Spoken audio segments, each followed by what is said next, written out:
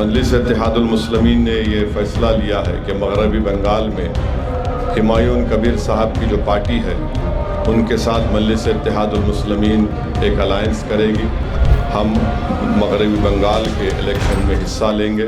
क्या बंगाल की राजनीति में अब एक नया खेल शुरू हो गया है? क्या ममता बनर्जी और बीजेपी के बीच चल रही सीधी लड़ाई अब त्रिकोणीय होने वाली है? और सबसे बड़ा सवाल, क्या ओवैसी की एंट्री से बीजेपी की टेंशन बढ़ने वाली है?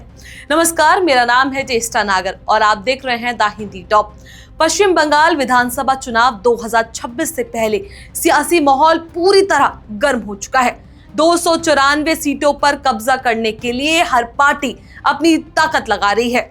एक तरफ ममता बनर्जी की टीएमसी है जो सत्ता में वापसी के लिए मैदान में उतरी है, दूसरी तरफ बीजेपी है जो बंगाल में अपनी पकड़ मजबूत करने की कोशिश में जुटी है। लेकिन अब इसी सीधी लड़ाई में एक नया ट्विस्ट आ गया है और ये ट्विस्ट है ओवैसी की एंट्री। ओवैसी ने ऐलान किया है कि उनकी पार्टी AIMIM भी बंगाल चुनाव लड़ेगी और इसके लिए उन्होंने एक नया गठबंधन बनाया है। AIMIM ने हुमायूं कबीर की पार्टी AJUP के साथ हाथ मिलाया है। यानी बंगाल में सिर्फ टीएमसी वर्सेस बीजेपी की लड़ाई नहीं रहेगी, बल्कि तीसरा मोर्चा भी मैदान में उतर चुका है। ओवैसी ने साफ कहा कि वो बंगाल में अपनी राजनीतिक जमीन तलाशने आए हैं। मजलिस इत्तेहादुल मुस्लिमीन ने ये फैसला लिया है कि मगरबी बंगाल में हुमायूं कबीर साहब की जो पार्टी है उनके साथ मजलिस इत्तेहादुल मुस्लिमीन एक अलायंस करेगी और मजलिस के उम्मीदवार उस अलायंस का हिस्सा बनकर हम मगरबी बंगाल के इलेक्शन में हिस्सा लेंगे। और इसके लिए 25 मार्च को कोलकाता में एक बड़ा ऐलान भी करने वाले हैं। दूसरी तरफ AJUP के नेता हुमायूं कबीर ने पहले ही संकेत दिया है कि उनका गठबंधन 182 सीटों पर चुनाव लड़ेगा।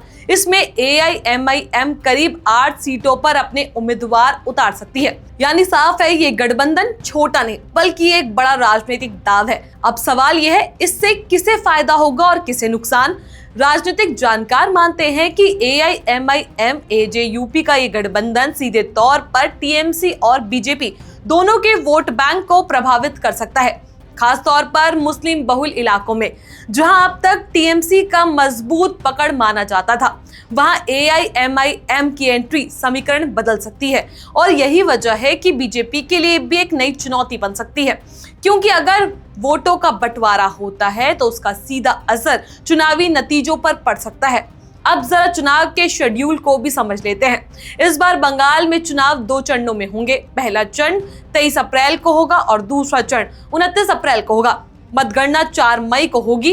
करीब 6.5 करोड़ मतदाता इस चुनाव में हिस्सा लेंगे, जिसमें लाखों युवा पहली बार वोट डालने वाले हैं। यानी ये चुनाव सिर्फ पार्टियों का नहीं बल्कि जनता के फैसलों का भी होगा। लेकिन इस बार सबसे बड़ा फैक्टर बन सकता है ये नया गठबंधन, क्योंकि जब भी किसी राज्य में तीसरी ताकत आती है तो पूरे खेल का समीकरण बदल जाता है और यही बंगाल में होता दिख रहा है। अब देखना होगा कि ओवैसी का ये दाव कितना सफल होता है और क्या ये गठबंधन वाकई में बड़े दलों की टेंशन बढ़ा पाता है या नहीं। तो क्या बंगाल में अब सियासी खेल और दिलचस्प होने वाला है? क्या ओवैसी का ये ऐलान टीएमसी और बीजेपी दोनों के लिए चुनौती बनेगा? इसका जवाब तो चुनाव के नतीजे ही देंगे, लेकिन इतना तय है कि इस बार बंगाल की लड़ाई पहले से ज्यादा रोमांचक होने वाली है। इस खबर को लेकर आपका जो भी कुछ कहना है, अपनी राय हमें नीचे कमेंट सेक्शन में जरूर बताएं।